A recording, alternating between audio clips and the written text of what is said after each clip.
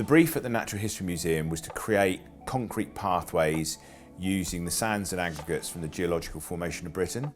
This included brass markers, nameplates, children's footprints, and a unique worldwide web.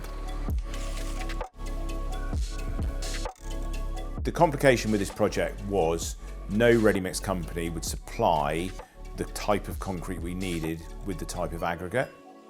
Lazenby's unique topping system allowed us to batch concrete on site in small quantities to achieve the correct strength and, more importantly, the slip resistance required for a project of this nature.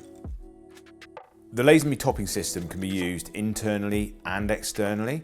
As long as we've got a structural surface we can bond it to, it can be used with any aggregates, including 100% recycled aggregates.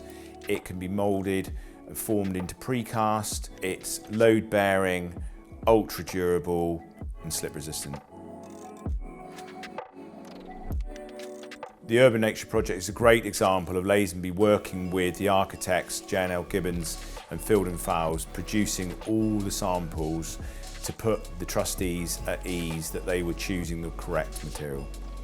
This demonstrates Lazenby can use their vast experience, knowledge and expertise to deliver any project.